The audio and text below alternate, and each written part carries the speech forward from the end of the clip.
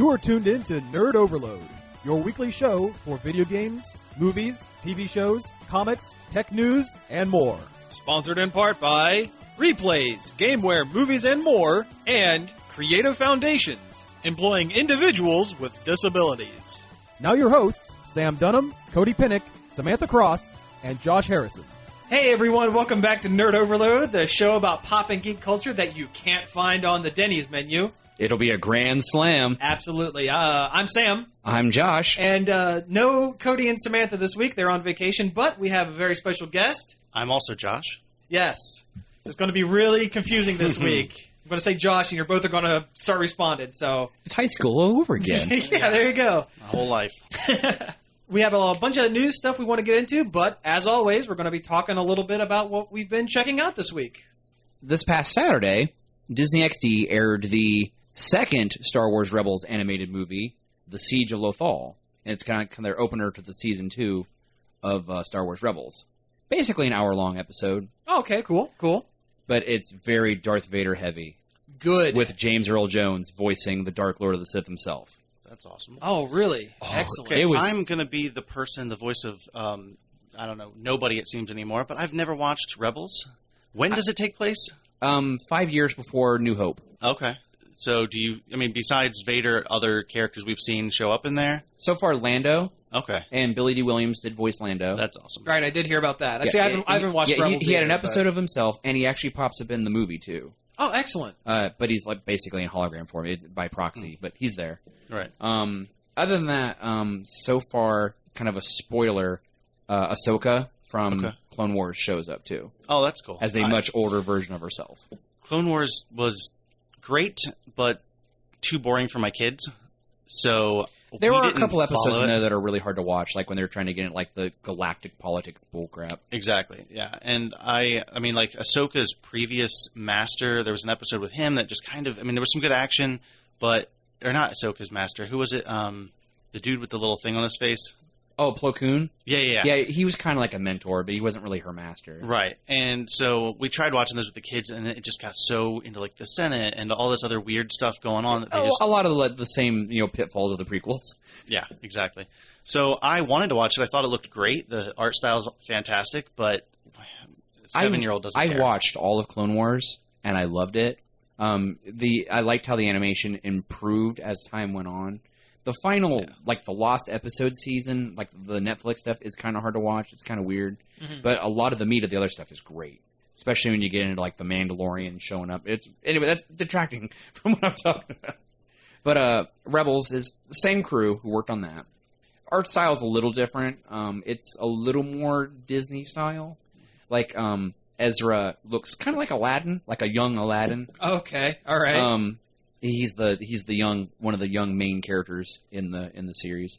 But anyway, the Siege of Lothal picks up where Season 1 left off, where Darth Vader shows up and is going to show them how you do this, the Imperials anyway trying to catch this little tiny rebel cell. But it's so good. I mean, the action scenes are great.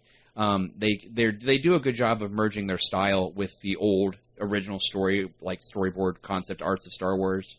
Okay. With like Vader's mask and how he looks and the skinny lightsabers, from New Hope. Right. Cool. Really cool. And like the Vader in this is very similar to his current comic incarnation, where he's definitely a bad mother. Shut your mouth. I'm only talking about Vader. Oh my god! I just had an idea. What if they did an exploitation Star Wars film with like Black Dynamite as like a combination of Han Solo and Luke Skywalker? Oh man, that would be pretty great. Don't they already? Why wouldn't I? Would just imagine they would just use Lando. You've already got the best person you could have for a blaxploitation flick. But anyway, it does really good. It showcases like Vader's like skill as like a warrior and a fighter, but also there's a really awesome sequence where he's flying his TIE fighter, and it just proves that he was a great pilot and not just getting knocked into by another guy and zipping into space. I saw the whole pod racer thing. I know what's up. Yeah, no, that's always kind of one of the things that always kind of stood out to me with the Star Wars stuff. They always said that Anakin was an excellent pilot, but outside of the pod racing, he really never does anything that is so far outside of what any other pilot in the Star Wars universe has done, you know? Yeah. He accidentally hit autopilot and flew into their ship and accidentally fired the guns. Yeah, which we don't talk about that film. Well, it might be brought up more with Jake Lloyd's recent troubles. Right, yeah, and that's something we're going to be getting to a little bit later on. But yeah. But no, like it's really cool. Like he's flying around and there's like these like prototype like A-wings, because they actually like run into the like the beginnings of like the Rebel Alliance. Okay. And there's this squadron of A-wings or prototype A-wings or whatever they are, and Vader takes them all on single-handedly, and he's like flipping around. He like at one point he flips his TIE fighter around and is spinning it backwards while firing his weapons at the oncoming squadron. Oh, that's cool. Oh, it's so good. Sounds good. Oh, I'm excited. I'm definitely excited. I'm just sad that I have to wait till August for season 2 to actually officially start. Yeah. Now, is season 1, is that like available on streaming anywhere, or is it just catch it when it's on? I know On Demand has it. Okay. Has the first, I think all of the first 13 or so episodes, including the prologue movie for that too, the Spark of Rebellion. Okay. I think so. Sounds like a Transformers movie. That's what I'm here for. Get everything off track. Yeah, I guess I have been spending a lot of time, it's mostly just watching stuff the past week or so. I finally finished, it took me a little while to get through it, I guess, but I watched all of the new Netflix series Sense8. Oh, okay. The J. Michael Straczynski Wachowski sibling show. If you aren't 100% familiar with what it is pretty weird, as you'd expect from anything by the Wachowskis. It's about a triggering factor. Something happens in the very first episode that like telepathically awakens 8 people across the U.S. or across the entire world who, through the course of the show, it doesn't happen all at once. They all see this event, wherever they're doing. It shows them kind of in the middle of their job or whatever they're doing, seeing this event.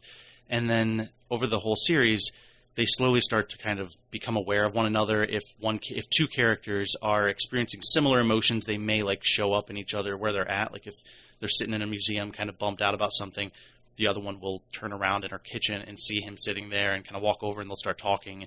And through the show, they have access to each other's skills and abilities, their language skills. Like there's a few instances, they're always talking in English. I think it's for us, the viewer. Right, yeah. But they make a point when they're talking to each other. At one point, they'll be like, "Are you speaking Swahili? Like, do you know South Korean?" You know, like it.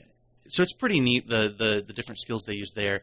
But like it's beautiful. The locations in the show, like Reykjavik, Iceland, Berlin, Germany, Mumbai, Nairobi, all these different locations, and because they're popping into each other's brains, one scene they'll be in Mumbai talking, and the next, in the middle of the conversation, they're switching to Berlin. And you can tell it's not just some dumb set somewhere. I mean, some of it could have been. They add a lot in post. Yeah. But some of them are just these gorgeous landscapes, and they're cutting back and forth. So I don't know. They must have filmed the entire conversation in one place, the entire conversation in another place, and then just kind of edited them together wherever they saw fit. But it's pretty great. Like they have scenes where a character's getting beat up, and he's kind of just reaching out, trying for anything to summon the courage to fight against them. And one of the characters is a really good fighter, actually a couple of them. But she kind of sees this guy in trouble, and next thing you know, you see her, this woman, kicking the crap out of like 7 dudes, just beating them down. And then it kind of cuts back to him, and it's him. He's like bloody and bruised, but it's kind of how they're sharing their abilities.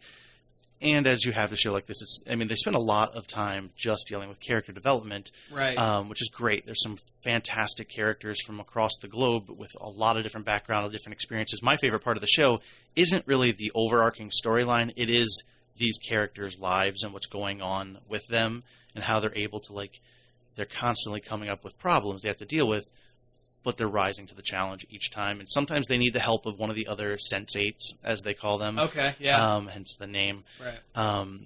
And that little bit of advice or help, physical help sometimes is all they need, but it's great. There's some fantastic stuff going on in the show. And there is a story that's tying them all together. Somebody, some people are aware of them, and they are not the only ones in the world. Okay. And so there are people that are tracking them down.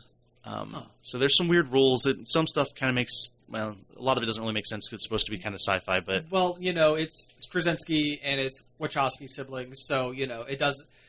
I would be surprised if it did all make sense. It's my favorite thing the Wachowskis have touched since the first Matrix movie. Honestly. Oh wow, okay. I mean, I like the other two not Matrix even Speed movies. Racer.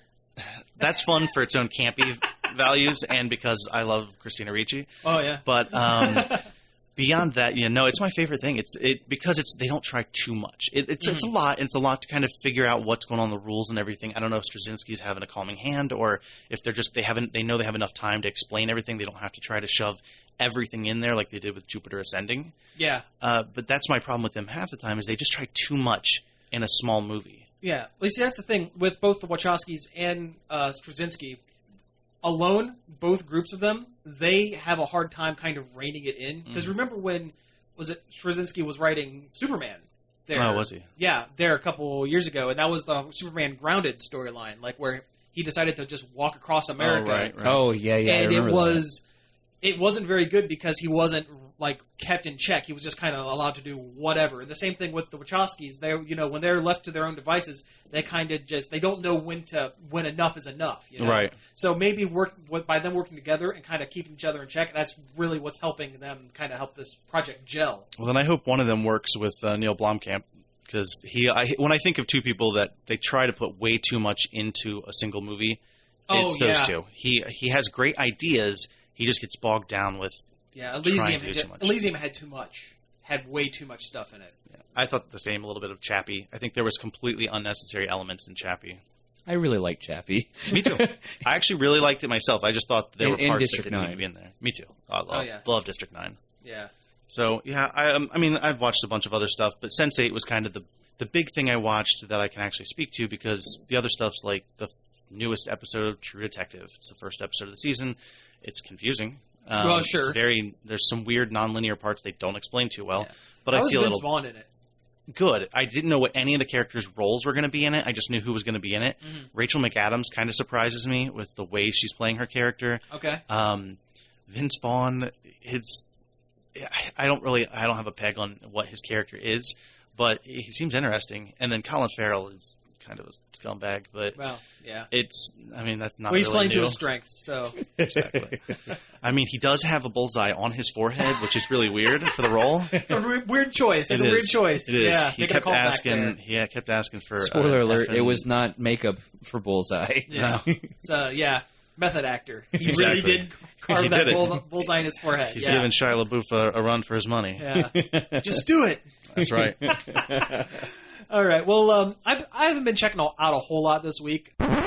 And that's where our recording cut out. Hey, folks, Sam here. This is going to be kind of a weirdly edited show. Please bear with me. The second half of this with myself and both of the Joshes turned out just fine. But for whatever reason, the second half of the first half decided to not work anymore. So we're just going to fill in this. But luckily, Sam and Cody are back. Hey just got back from vacation. Yeah, all right. So yeah, we have about 10 minutes to kind of talk about stuff. So if you have anything, check it out, or you want to talk about vacation or whatever for 10 minutes. Let's just stories of Chicago. There we go. Actually, we went to medieval times, which was really cool. Excellent. It kind of fits in the nerdy wheelhouse. It was great. I mean, if you want to watch a bunch of dorky dudes with swords fight each other to the fake death while you eat chicken with your hands and drink soup, I would recommend it. Now, do you eat soup with your hands? Is it just a bowl of soup that you just slurp down? Yeah. Seriously? Exactly, yeah. Right on. It's a bowl of soup with a little handle on it. You just slurp it down. Excellent. I named our knight Sir Dweebus. He looked like somebody's dungeon master. Probably was. Oh, right on. They were all pretty, long-haired, dorky. Yeah, well, they're basically paid LARPers, so they're living the dream. They are living the dream. You're right. That's excellent. But it was a great show. It was fun. Some fantastic light show. Yeah. The story was for a dinner theater show was kind of entertaining. Cool. I didn't think they actually fought to the death. Well, like, not actually. I was going to but, say. yeah, they fake I want to clarify that one. I didn't think story-wise the knights were going to die, but they do. Oh, right. And our knight Right died on. the second fight out. Ah. Because they put you each in a section and have you cheer for a different knight. Okay. We got the okay. red knight, and he was the second one to die. But they do elaborate, like, sword fights. The swords shoot sparks out when they collide. Oh, cool. It was really cool. Other than that, I mean, we went to the Field Museum, which is their big natural history museum in Chicago. That was cool. They have a new Viking exhibit. Yeah, the It was Vikings. really, really cool. Yeah. Had all kinds of Viking stuff. Yeah, we got to lift a Viking sword. All right. Not as heavy as you would think. Yeah. Huh. Excellent. What else? Oh, what else was new there? The mammoth? Was There was a mammoth exhibit, and they had a cast replica of that. They found like a baby mammoth that was perfectly preserved, like Oh, wow. completely, and they had a replica of that. It was real weird looking. Oh, that is cool. Awesome. I don't know what else to say about that than awesome. I keep wanting to say Cleveland. Chicago Field Museum is like one of the best. Like, seriously, I have so much stuff. I've been there twice, and I don't think we've seen everything in the one go. Yeah, well, we were there from opening to close, and we didn't see the whole thing. Wow. I saw a movie about Sue the dinosaur. Oh yeah, they have that T-Rex there, Sue. It's like the most complete T-Rex skeleton they've ever found. Yeah. It was really cool. Cool. You want to talk about U2? Yeah, we went to a U2 concert with my dad. All right. Because he loves U2. Yeah. I don't hate U2, but I don't love U2 either, so... Yeah. Yeah, I like U2. Okay. Because, I mean, you've grown up listening to it. Yeah. Well, sure. Yeah. And, it was a good show, because... Okay, they put on an amazing show. Yeah. I'm sure. I mean, they've been as big as they are. Yeah, I bet they put on a heck of a show. Yeah. Their stage setup was pretty awesome. Yeah. It was like they had one main stage and then a small stage on the other side of the arena, and there was a length between it that they could walk up and down. Oh, cool. And a big hanging screen that they could drop into that space between the two I think stages. it had a screen on both sides. Huh. It was like a net-looking thing when it wasn't turned on. Mm-hmm. But it had like a walkway underneath. So like Bono would get like in between the screens and like a video would be playing and he'd like be in. Oh, that's cool. In the video. That's cool. Oh, but it brought some laughs though too. Yeah, Okay. it was awkward at parts. There was a part where I have a picture of the one I'll show you in a Okay. minute. Yeah. the Edge was on the walkway and Bono was on the stage at the end posing like with his hand out. So Mm-hmm. on the screen it looked like he was holding the Edge in his hand. Like a tiny little edge. Yeah, like he had a tiny edge in his hand. It was hilarious. Oh, that's amazing. And the song about Bono's mom, I guess. There was a part- Momo? Momo. But there's like they put like there's like a space theme like on the Okay. screen. Space Mom? Okay. Constellations and But then they like superimposed like a live feed of Bono's like face into like Oh, wow. So he was like Space Cat or like Three Wolf Moon Bono? Yeah, Yes, exactly. Oh, Space man. Bono. Excellent. I got a picture of that. You have. Oh, I have to see that. I wish I would have got one of the Edge, but I think it's when The people were mini Edge. standing up too much. Yeah. I mean, it was a good show. Even if you're not a huge U2 fan, No. you'll be entertained. That sounds good. Sounds really good.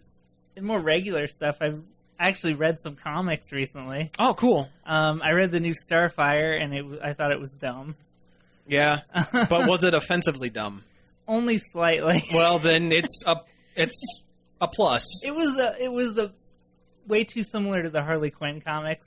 Well, it's being written by the same people. It was by the same people. Yeah. But it needs to do something to differentiate itself from Harley Quinn because right now it's too. And I'm sure it similar. will eventually, but There yeah. was there was some dumb nudity that was there for no reason. Played Well, for jokes that weren't funny. Yeah, well, it's Starfire. Unfortunately, that Yeah. is her comic book character. Why so can't I walk around naked? yeah. That's what it was. That Well- was basically the joke. Well, in the comics, her planet they don't wear clothes, so and they've kind of reverted her back to fresh off the spaceship kind of Yeah. alien, right? So Yeah, she's fresh on Earth, and the cops helping her like fit in gotcha, on planet Earth. gotcha. Okay, well, I mean, it wasn't the worst, but it was just dumb. Yeah. It was dumb. Yeah, and that's, that sounds almost exactly how she was written back in the 80s when the character was first created. So, I mean, unfortunately, you're not going to get like the Teen Titans like cartoon version of Starfire. I mean, it was close to that. It was close to that with gratuitous cheesecake stuff. And like, I don't know, they could have just did it better because there's nothing like I can understand cheesecake, but it just wasn't. It just wasn't good. Yeah. Like, it's stuff we should be past at this point. Like, yeah, you can do that, but also please try to deliver some sort of interesting story. It doesn't really. Yeah. Like, it might get better. I'd give it another chance. Okay, cool. And I read Black Canary, too, and that was great. It's a good companion to the Batgirl book. It's really good. I like that one as well. I didn't pick it up, but I did flip through it in the store, which is probably the worst thing a comic company would want to hear. You got to pay bills, yo. Yeah, I know. Well, we have about 2 minutes here, and my Check It Out got eaten, so I'm going to skip the one that I really talked about a lot, which was the comic Prez. About the team president. I need to read that. Yeah, I'll talk about that one next week after you read it or whatever. It's really good. I'll let you borrow it. But I got caught up on Steven Universe. I watched everything that was on Hulu, the first 35 episodes. Cool. And I like it. I mean, how far is that? The last episode was the Stevenite episode where Steven and Connie merged together for the first time. That is where it stops, which I think is like halfway into the second season or something like that. Yeah, that's about halfway through the series, I think. Okay. It's about a halfway point. Okay. Well, I mean, I like it. I mean, it definitely has some...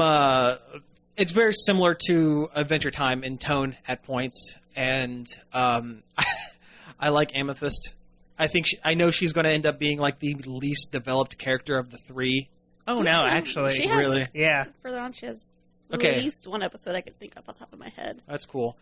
But I like his dad. I like Greg Universe, I like Greg. the lovable loser. Greg, yeah. Like he tries. He tries really hard. Kinda. And you know what? He knows that Steven has this whole magical thing, and he knows that he is not equipped to like deal with it. So that's why he's purposely kind of taken a step back from it, you know? Later on, there's some episodes where it's like... Oh, there's episodes that are full-on flashbacks to Greg and Rose when they're younger. That's cool, because I saw the one with the VHS tape. Oh, yeah. Yeah, that was like the first time you see his mom. Yeah, that was a really good episode. And you know what? I like the series. I mean, it's... I'm not a rabid fan like, some people are, but I mean, I like it. It's good. It's enjoyable. Yeah, I think we're going to go ahead. Do you have anything, Samantha, before we go? So. Is that all we needed? Or That's really all we needed. So, we're going to go ahead and take a break. And when we come back, we're going to jump back to the recording I did with the Joshes. And we'll have a regular show from there on out. Guys, thanks again for stopping in for a couple minutes and filling in like this. Enjoy the rest of the show. I hear it's good. Yep, and we're all going to be back in studio next week. Regular show. Actually, we're going to have an interview. Let's go ahead. Let's go ahead and talk. Tease that real quick. Chris Bidwell, the guy from Columbus who was he was the Chicago representative from for the Nintendo World Championships. We're actually going to get a chance to sit down and talk with him for a little bit, and we're really excited about it. So make sure to tune into that. And see ya. See you after the break. Nerd Overload is brought to you in part by Replays, Gameware, Movies, and more. Replays is a place for all your gaming needs, from retro up to current-gen systems and accessories. They even have a free customer rewards program. Mount Vernon Avenue, Marion, across from the Marion Plaza. 751-4072 or online at facebook.com/replaysmarion. Nerd Overload is sponsored in part by Creative Foundations.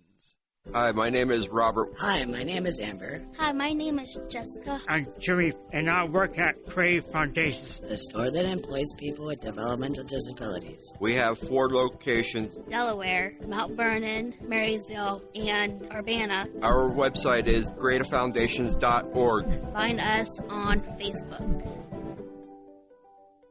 Well, welcome back. You were just listening to the Spider-Man theme song covered by the Ramones. Really good cover. I mean, I dig it quite a bit. I like the Ramones. Yeah, And I like Spider-Man. Yeah. And that's a good thing because I think we're going to roll into some general Spider-Man news. Oh, man, my spidey senses are tingling. It's been a big week for Spider-Man. It really has. I mean, Marvel has announced, finally, that we have our Spider-Man in the Sony/MCU. Right, yeah. Yep, named Tom Holland.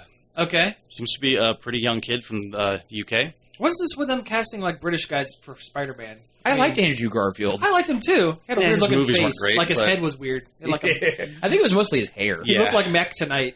Kinda, yeah. You know, the old McDonald's, like, Crescent Moon, like, playing pianos. Yeah. Selling Big Macs. Yeah. I don't remember that. You don't remember Mac Tonight? Okay, you talk No. about Spider-Man. I'm going to pull up a picture of Mac Tonight. All right. So far, I mean, I don't know a whole lot about the kid. He doesn't have a huge... I mean, he has some stuff he's done. I guess he was in The Secret World of Arrietty, and he was in Locke with Tom Hardy, the two that I actually know of here. But, I mean, they've cast him for Civil War and his own reboot. Oh, right on. That is a nice picture. Looks like he should be selling Lunesta or something. Yeah, right. Is that Jay Leno? Yeah. Yeah. But no, I mean, this is good casting. I mean, you know, I like it when they cast relatively unknown actors for these roles. I think It seems to be working in their favor. Yeah. Absolutely. They're not coming in with a lot of baggage, a lot of... Like, I'm not watching, like, oh, that's not Deadpool, that's Green Lantern. I mean, two guys, a girl, and a pizza place. Yeah, or whatever. right. Two guys, a girl, and a Deadpool. So yeah, Chongus for everyone. I'm willing to watch. From what I was reading, it seems like he met with a bunch of people. They met a ton of people, and yeah. he They met had with a Kevin huge Feige, and they casting met. call. They met a ton of people, and everyone seemed to really like his performance. So I mean, they've really done a great job with Guardians, with all their movies so far with casting. I haven't really felt like any of the Marvel movies. I haven't felt anybody falling really flat. Yeah, I'm willing to give it a chance. I'm willing to give it a chance too. Yeah, like I said, Marvel. Some of their movies have been a little weaker than others, but for the most part, they've all been successes. Yeah, more or less. I think probably one of the bigger, not bigger stumbles, but you know, the ones where they kind of maybe didn't quite hit the mark was maybe like the Incredible Hulk with Edward Norton in it, and that was partial Universal as well. Yeah, I kind of count that one a little before. Like I start kind of with your Iron Man, like kind of skip it. It came out after Iron Man. I know, but they don't really touch back on that one too much. Honestly, though, I really liked that movie a lot. Yeah. Oh, I do too. I felt like the first half felt like a Bourne movie. He's running through Central America and all this stuff.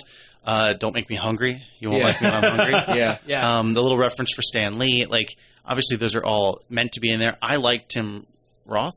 I think he's over the top. He's crazy over the top as Emil Blonsky. But it works. But I like him, and I liked Edward Norton. I would really like to see the version that he and Louis Leterrier, I'm not sure how to pronounce his name. I would like to see the version that they wanted to make. I know it would have been longer, but there was all that fighting when it was about to come out because they wanted it to be edited differently. They wanted more in the studio. Didn't want it to be a 3-hour-long movie, right? So they cut it down. I wish we would have gotten a sequel with Tim Blake Nelson as the leader. I think he would have made an excellent leader. They teased him. I mean, they didn't just tease him; they outright showed him turning into the character. Yeah, Doc Samson was in there too. Yeah, the guy from Modern Family. Yeah. What's his name? Whatever. I don't know. Yeah, but also the fact that in Civil War, Thunderbolt Ross is coming back. Right. Yeah, same guy. That'll be how they tie that movie in a little bit more. Right. I mean, I know that I think wasn't Iron Man in the end of that. Tony Stark comes into Ross is sitting in a bar, and Tony comes in, and he's like, the smell of stale beer and failure, or something like that. Something like and that. then and Ross is like, Tony Stark, you always have such the best suits. Yeah. You know, I like that movie, but I think Ruffalo works better in the ensemble cast. I do. I really enjoy him. I just can't see Norton working with the Avengers cast the way Ruffalo is. No, I like Norton, but yeah, I agree. I think he's got better chemistry. I didn't think anyone was going to be. It was one of those things. I'm learning as I get older, which is surprising because it seems like everyone gets all cranky. But I'm learning to just kind of wait and see. Because I was not I was upset that because I liked that movie. That it is leaps and bounds better than the previous Incredible Hulk movie. There was a previous Hulk movie? It had it was Daredevil was in it, and what? then there was the other one. What? No, there was another one with Thor. Yeah, there was another one with Thor running around New York City back in the 70s. Where Donald Blake isn't even Thor. He just has a hammer that can call Thor. That was in the comics for a while. That was his stories. I didn't think Ruffalo was like Ruffalo. Like he was with Reese Witherspoon with that Dead Girl in the House kind of movie, the love story. Yeah. He did a great job though. I mean, he's amazing in the role. Yeah. I don't know if I just wish that movie had done a little better. The previous Incredible Hulk. Mm-hmm. I agree. Amadeus Cho was supposed to be in it, right? Which could have, I don't know what they would have done with him. They actually teased that character in Ultron because the woman who was working that created the process to create the Vision. Her last name is Choi, and she is supposed to be the mother of Amadeus Cho, or Choi or whatever. Yeah. They hint at that. Okay. One thing I wish that Marvel would do with as far as the Hulk character goes, stop making him such a snarly monster. Yes, I understand he's angry and he yells and screams a lot, but in in the Incredible Hulk, he didn't talk much, but he talked a little bit, and then he says one line in the Avengers, and then Age of Ultron, it's just. I would like to see Smart Hulk. I would pop too. Up, or at least Joe Fix it. Joe Fix it would be the best. It would be difficult to explain, but why is he a gray pinstripe suited Hulk? Why is he a mobster? As a bouncer in Las Vegas? Well, you remember I forget which one it was. This is going to be horrible for my nerd cred, but the Superman where is it the second one where he tricks them into switching it to where they lose their powers and he regains his. Yeah. We just have some scene in the future Hulk movie where they flip it where when he's Banner, he's they got the mentality of the Hulk. Yeah. But when he's the Hulk, he's as smart as Banner. See that they did that in the comics. That's why you always saw Smart Hulk, you never saw Banner, because he would be the mindless, and he'd be trying to smash things, and he's like little wimpy arms flailing about. That would be funny. Yeah. Him running around. Yeah. But anyways, they also have so getting back to Spider-Man, they also have the director. Right. Correct? Yeah, they do. He's got the new movie coming out with Kevin Bacon called Cop Car. Okay. Is he a cop that becomes a car? Is it like My Mother the Car? I think that's exactly what the movie's about. Fantastic. I'm in. I'll have his name in 1 second. My Mother the Cop Car. John Watts. John Watts. Okay. There we go. Cool, and he's a relatively new director as well. Yeah, he's got a couple things. He's got 13 directorial credits to his name, but most of it's pretty small things I've never heard of. He helped direct a couple episodes of the Onion News Network when it was on TV. Oh, yeah. And Onion Sports Dome, which is actually pretty funny. Mm-hmm. But Cop Car is the only one I see on here that has stars in it. Mm-hmm.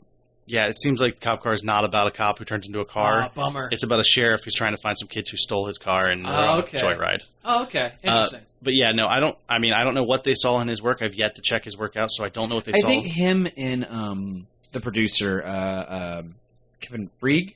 Feige. Feige. I have no idea. Yeah, I think they're friends. I always get those mixed up because it's Paul Feig and Kevin Feige. Yeah. And it's one E is the only difference between their last names. Well, I think they're friends. Okay. Yeah. And him, and he's becoming a big producer now, and he's real heavy into Sony, and plus he's doing his female Ghostbuster and that spy movie with Melissa McCarthy. Right. A lot of Melissa McCarthy stuff. Yeah. But I think they know each other, and it's kind of one of those things where I'm trying to help out my budding directorial friend. Right. Kind of thing. Okay. And it might work out for him, I hope so. I mean, like I said, I'm excited. I'm excited for Spider-Man. I reserve judgment until I actually see something. Sure. Absolutely. Yeah. Sure. I mean, we were just talking. I mean, I can't sit there and just dump on some movie that I know nothing about yet. Those days I think are behind me because every time I'm like, that's going to be terrible. Not even the DC movies. Well, I'm reluctant. I'm reluctant. We to dump make on judgment. the DC a lot here. I'm very reluctant to make a judgment. I don't have high hopes, but everything I have are hopes. I want to. I think I'm the same way. I want to reserve judgment until I see the movie. But everything that I see come out from the DC camp has been not good. Yeah. So it doesn't give me much hope for it. All right. Well, anyways, speaking of Spider-Man stuff, we actually have some comic Spider-Man news as well. Miles Morales is going to be headlining the basically the Spider-Man books. Right. Now, Miles Morales was the Spider-Man in the Ultimates line. The Ultimates line were a kind of a soft reboot for the Marvel Universe. They did it started, about 10 years ago? At least 10 years ago. The Ultimate Universe started, like 10, 15 years ago. Yeah. And what it was that it was Marvel's attempt to have all of their characters, like have origin stories in the modern day without going and just redoing all of their main continuity. So they kind of split it off. And it's been part of it has been successful, part of it hasn't. The only successful things to come out of the Ultimate Universe was Spider-Man and the Ultimates. Right. And Brian Michael Bendis' career. Because that's, before that he did Powers, and that was pretty much it. I mean, because Ultimate X-Men wasn't very good. Ultimate Fantastic Four wasn't very good. The Ultimates were not good, but that's actually where we got the Sam Jackson Nick Fury from, because that's a lot of the Marvel stories are kind of like a meshing of the two. The new Ultimates, or whatever they're calling themselves, the young kids who are now the new Ultimate Team with Miles Morales. I mean, it's probably pre whatever's going on right now, but I was reading that for a while. I actually liked it. It had the clone of Spider-Woman, who's a clone of Peter Parker, who in that world she likes girls, and she specifically likes redheads. Yeah, which is because she's a clone of Peter Parker. Right. That's kind of what. It's a little nod to that direction, and Kitty Pryde's in it, and other characters, Cloak and Dagger, and stuff. And I liked it actually. I mean, the villains are kind of lame that they were fighting, but I liked it. I thought it was actually pretty interesting. Anyways, that line is going away. They're ending the Ultimates line. Everything is going to be in one Marvel universe. Right, and they're taking whatever worked in the Ultimates universe and moving them over to the main. And it's an event called Battle World. It's going on right now in Marvel. Secret Wars 2 / Battle World. Yeah.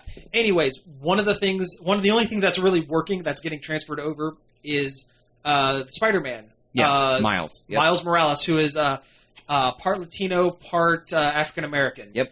And people have been kind of wondering what's going to happen to this character, because he's like the one good thing that's come out of Marvel Ultimates in the last 5 or 6 years. He is being transferred over to the main continuity, and he's getting his own book. It's just called Spider-Man. There's no adjective, so I'm calling it the adjectiveless Spider-Man. But because I think Peter is still in his book, The Amazing Spider-Man. Right. That's what people are kind of losing their mind a little bit over, because like, oh man, they're going to our Spider-Man's going to be black now. What are we going to do? There's no more Peter Parker. Well, no. Spider-Man's going to be around. Peter Parker's still going to be around, and he's going to be a major character in the Miles Morales book. He's going to be, because Miles is like 14 or 15 years he's old. young. He's a kid. He's not as experienced as Peter. And he's being mentored by. Is he coming with his best friend Genki? Is he coming with his family? They're thinking that his, when this is all said and done, their timeline is going to be kind of like shunted into the Marvel Universe, so it's going to be like he's always existed, which means his supporting cast is also going to be kind of integrated in. Okay. But we don't know yet, because I mean, it's not finished. We just don't know. Business as usual on Tuesday, though. That's the thing that's kind of that you just have to let's not think about it. All the superheroes have to deal with it, but then all the normal people, have to, my job. How am I going to get it? Because in this universe, that coffee shop already has done baristas. Right? Yeah, exactly. Yeah. Well, don't worry about them. Yeah. But anyways, this character is being moved in, and some people are saying it as a surprise. It's not a surprise. He had been teased as a member of the new Avengers. Since months ago. Since free comic book and day. it's something we've talked about on the show. So I'm not surprised that the character's in. I'm happy that the character's going to be included. Because like I said, it's like the one good thing about Marvel Ultimates now. Yeah. It's the only thing I was reading. Yeah. That's the only thing everyone's reading. That's why they're getting rid of the line. Yeah. But beyond that, there are a couple other announcements for Battle World. There hasn't been a whole lot yet, but in 2 weeks, it's going to be San Diego Comic-Con. That's when all the news is going to happen, and I'm both excited and dreading it. Yes, it's a lot of work. It's a lot of work, but a couple of things that are coming out of it. A new Doctor Strange book, where he's taking a more hands-on approach to he's like a Ghostbuster almost. Yeah. So like when there is a supernatural problem, he makes house calls. He just kind of shows up and deals with it. Nice, which is good. I mean, that's a good take on the character. I get kind of tired of the staying in the background, ethereal kind of. Yeah, being in the Illuminati like he normally is. Yeah, I like the hands-on, just go get it done, Doctor Strange. I think part of it is so people can get reacclimated with the character for when his movie comes out. Yeah, and that's what a lot of this coming for because of the movies. The other thing is Kelly Sue DeConnick is going to be stepping down from her writer's role on the Captain Marvel book. Yeah. And that's the only thing that I'm really kind of worried about, because that was really kind of her baby. And I'm worried that other writers aren't going to be able to handle the character to the level that DeConnick was able to. Yeah, I mean, especially if they bring in a male writer. Yeah, it's such a good Carol Danvers. I'm talking Carol Danvers. Yeah. Is it any good? I haven't been reading. It's been excellent. It's been very, very good. Like I said, I've been reading Ms. Marvel. Ms. Marvel. I just haven't been reading any Captain Marvel, so I didn't know. Well, she's getting ready to start her whole Carol Corps thing. Right. Oh, right. Which are basically her and a bunch of female fighter pilots. Yeah, basically. But it's the comic's been really good, and I'm really kind of hoping that the comic continues. Yeah. I just hope it doesn't pull like a Batwoman. Yeah. I hope it doesn't suffer from the main writer leaving. Yeah. You know. I mean, one can hope. Maybe someone will come in that maybe respects her the way she's been writing the character. Mm-hmm. And doesn't have her crawling over the side of a building in spandex. Oh God, like that Spider-Woman cover. Oh man! Just hopefully they're not tone deaf to the character. Yeah, I haven't been reading it, but I hate when a book has a hard shift. And this is going back a time. I don't know. Batgirl's hard shift was pretty good. I didn't read it. When she went from the one line to her Batgirl of Burnside line. I guess I fell off. I was reading when it was Gail Simone was writing it. The one on the new. I was reading when the new 52 first kicked off. I would think I was reading it a lot of the time, but then I kind of fell off somewhere around there. Okay. Well, about almost a year ago now, probably. No. Maybe 8 or 9 months ago. Yeah, 8 or 9 months ago. It was kind of a soft reboot to kind of test the waters before DC's reboot, which is happening now. Yes. It's kind of what's going on. So before or after she got married? Didn't she get married to her girlfriend or? That was Batwoman. You're talking about Batgirl. Oh, Batgirl. Okay, now I know what you're talking about. That's why I was so confused. No. I'm talking Batgirl with the new costume and everything. Yeah, the new costume. Oh, right. Being in, I heard good things about that. Yeah, it was good. It was fun. Okay, yeah, that makes sense. It was definitely a shift from the very serious. I'm thinking before the New 52. I was reading The Outsiders, Batman: The Outsiders. Yeah, and there's just a point. It was right around the time of the War of the Supermen, and there's a point where it was Jeff Johns or the other guy. I don't know. Anyway, he takes over the book, and it's like a hard shift, like you're slipping gears.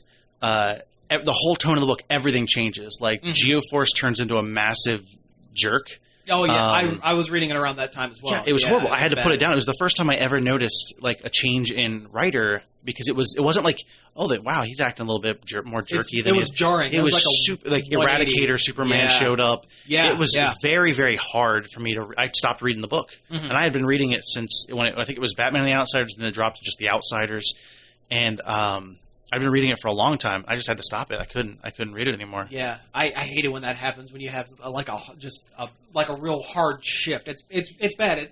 It kills titles. I mean, it's done that with the most currently with the Green Arrow. Yeah, because the Green Arrow from the New 52 wasn't the strongest book, but at least they were taking it in a new direction. No. And then they brought in out of nowhere around issue 30, 35. I mean, the series was getting really good. They had a really good arc with different clans of warriors and stuff. Yeah. And then they brought in the writers from the TV series, and it riding a bike, it popped the chain off almost. It was just that much of a gear shift. Yeah. It just didn't work. Why wouldn't they just have if they're going to have the writers from the TV show come in? There's already a comic line based around the Arrowverse. I like the show. I like the show. I like all the DC shows that are on right now, even the ones that just got canceled. Unfortunately, Constantine. It stinks. That show started off rocky. I thought it was getting better and better every episode. It really was. I was really enjoying it. And that huge cliffhanger there, and then that's dead. Yeah. Yeah. Yeah, that really bummed me out. I was hoping it would get picked up, and even it's one of the things I do like Stephen Amell from Arrow. I think he's seems like a really decent dude, but he was petitioning to try and get DC to pick up Constantine. Someone to pick up Constantine, because that would have been I think it would have been a coup for them. They could have switched all the characters over. They like to do it with the Flash and everything, and this new. Was it Legends of the DCU? Something like that. Legends of Tomorrow. Legends of Tomorrow. They're going to be mixing characters over on there. And I actually heard that they're looking to expand Hawkgirl series into her own TV series. Oh, really? And actually, the last episode of Flash, Hawkgirl actually shows up. Yeah, that's right. You don't see her as Hawkgirl, but the woman who is going to be Hawkgirl. Right. Oh, okay. Yeah, I watched the episode. I don't remember. I did see She was like a face in the crowd looking up into the sky. Oh, really? I saw the Jay Garrick's helmet come flying into the that was the best. That was awesome. rad. Okay, we have a couple more things we want to talk about here. Sorry, we're trying to change it. Speaking of switching gears real quick, have you heard about this Denny's promotion with the Fantastic Four movie? Not until today, but it does not ridiculous. surprise me. Yeah, they've named a handful of different of their dishes after Fantastic Four characters for this. The Human Torch skillet was one of them, and the Invisible Woman slam that does not roll off the tongue at all. I just can't wait to get something with some thing sauce on it. With the thing sauce, that's right. Yes, it's extra chunky. That's right. Yeah, you know what? They did this with the Hobbit. It's just it works with the Hobbit. It doesn't work with the Fantastic Four. Yeah, it's a weird promotional tie-in. It's Denny's. Yeah, not exactly the world's best food. I mean, if you have a meal already on your menu called a Moons Over My Hammy, it's not above them to make puns. The Dr. Doom lava cake. They're not even puns, though. I know. I mean, the Human Torch skillet is, as long as it's extra spicy, it's extra hot. That's fine. But they're not even trying. It's not even funny. You know? Yeah, it seems. Because at least with the Hobbit, you had second breakfast or whatever. Yeah, you could call it that. Yeah, exactly. I mean, and they had potatoes. Yeah, we could have done it if you wanted. Fry them up, mash them, stick them in a stew. Yeah. But no, I tell you, when the Hobbit dishes were coming out, I went to Denny's probably more than I should. Nice. I just hope that this they've yet to announce anything with Mr. Fantastic, and I hope they're cheese sticks. I guess that or undercooked bacon. Yeah, there we go. Some undercooked bacon, some stretchy, chewy bacon. They're saving that for the GLA tie-in. Oh God, with Flat Man. Yeah. Who wants to join the Great Lakes Avengers? No one. Yep. Okay, something else coming up. Yeah, I know. I'm starting to get hungry too. Something this is more like news than I think we usually cover. Remember Jake Lloyd? Remember Star Wars Episode 1, The Phantom Menace? Phantom Pain? I think I've kind of pushed that out of my mind. That wizard actor. Yes. Well, he is... he's grown up. He's grown up, but he just can't leave that pod racing lifestyle behind. He was actually arrested here the other day. He was down in Texas, is that what it was? Something like that. Something like that. Something down south where he was arrested for illegal street racing and driving without a license. That's the least of his concerns recently. There's also news that the cops were called to his parents' house, or to his mom's house, about a week before. I guess she says he was diagnosed with schizophrenia when he was 19. Oh. And he's been medicated for a while, but he's been off of his meds lately. Oh, here, I thought you were going to make a joke about midichlorians. Yeah, well, his midichlorian count's really low right now. It's chemical imbalance. Yeah. So, no, I guess he beat his mom up, too. Not really fun news. The dark side. It's the dark side. The dark side is strong with young Anakin. Some kind of Tusken Raiders were on or something. I don't know. But so I guess he's got, a lot of issues right now. It's funny when it's most just child actors racing. Do. Yeah, it's kind of a shame about, a lot of child actors. They just can't, for one reason or another, they just can't shake it. Yeah, they just can't shake it a lot of times. It's a real shame. Yeah. I'm not saying he was the best actor in the world, but, he was a cute kid. Yeah. He wasn't, you can't... he wasn't like the next, Haley Joel Osment or anything like that. Well, yeah, his face still kind of looks normal-sized. So he's got that going for him. Yeah, that mugshot, he just looks like... He's a weird-looking dude. He's grown into an awkward-looking adult. Yeah, and that definitely doesn't help. No. Growing up under the eye of the public is... Yeah, that doesn't... No. Too much money, and I don't know. I don't want to make judgments about the parenting or anything because that's we know nothing. But it's usually a recipe for disaster. The few that can make it out without too much trouble, they're rare. Yeah, very rare. Yeah, there are a lot of I can't even think of any off the top of my head child actors that kind of survived it. Most of the Harry Potter kids are doing pretty good. Clint Howard. Clint Howard did survive it, yes. Yeah, Clint Howard. I guess. Yeah. But, Daniel Radcliffe he had trouble with alcohol abuse there for a while. Yeah. Yeah, he was coming to the set. That was even when he was on the set. Yeah. He's surviving. He is acting still. He's doing stuff. it was always going to be a risk for any of them. I mean, maybe Emma Watson to have the same level of success once you leave a franchise as huge as Harry Potter. Yeah, right. But again, with Radcliffe, he doesn't really seem too worried about meeting that same level of celebrity. He seems to be just fine with who he is. You know, he's making enough money off of residuals that he doesn't have to do anything again. So he has the option to just choose projects that he wants to do. Yeah, I mean, he's been doing Broadway. He did that movie Horns, which was really good. Horns? I started to watch the other day, and my internet cut out. Or Horns something. was really good. I he like did. that quite a bit. He did The Woman in Is Black. that based on a book? It is. Yes, is it based on the book by dude who wrote Heart Shaped Box?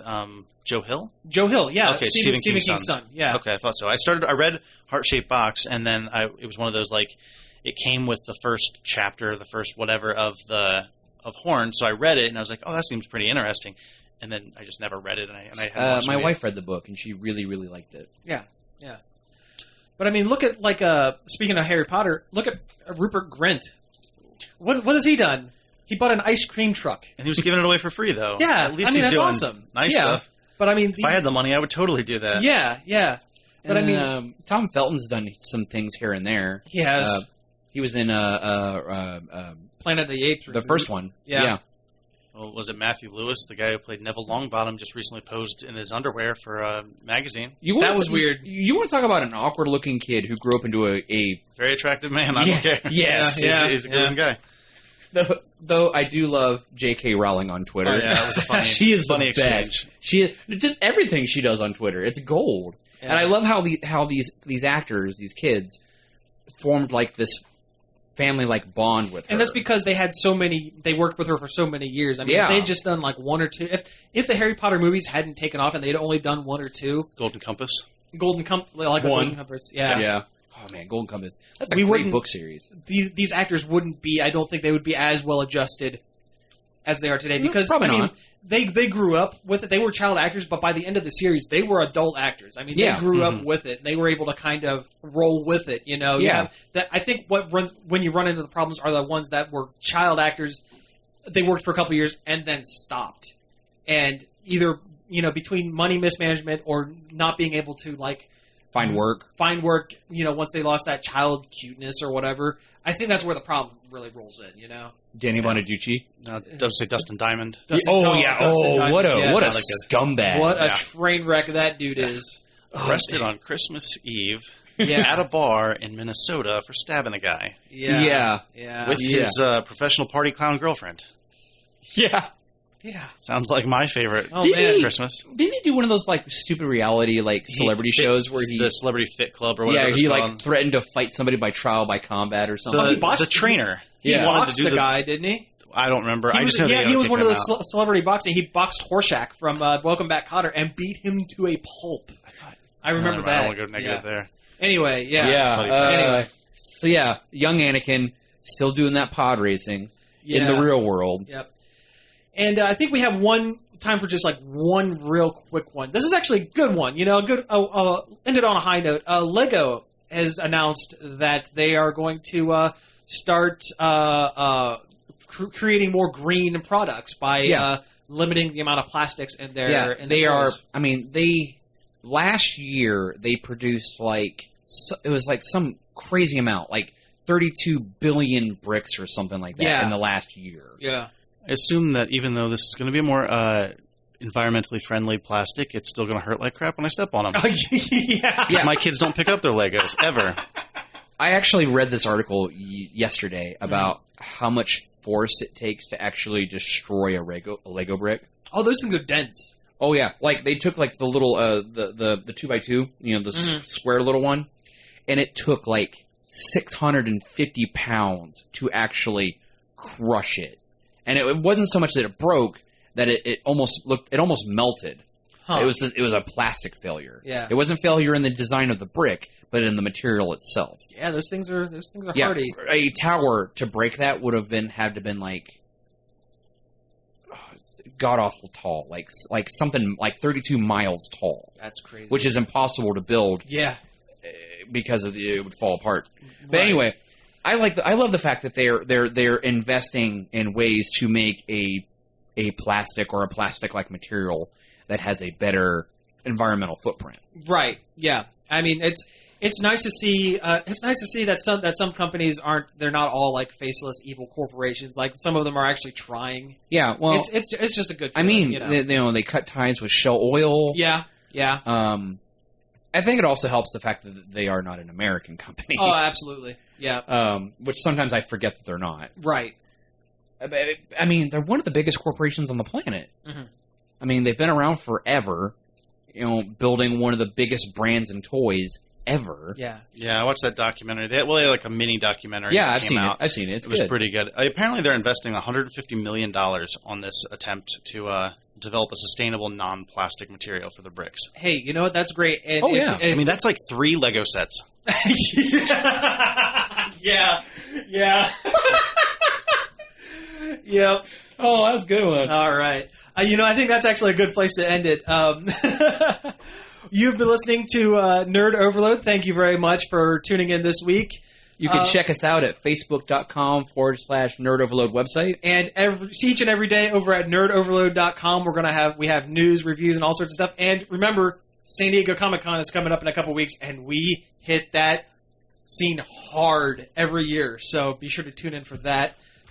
This is usually the part where Cody tells you that we're on Twitter at nerd_overload. Or when Samantha tells you that you can email us at staff@nerdoverload.com. That's right. Josh, buddy, thank you for being on the show. I appreciate it. Not a problem. Yep. We'll definitely have to get you back on sometime soon. And the next time someone's sick or on vacation, you give me a call. All right. Sounds good. And, we'll talk to you next week. Same nerd time, same nerd channel. This show was sponsored in part by Replays, Gameware, Movies, and More, and Creative Foundations.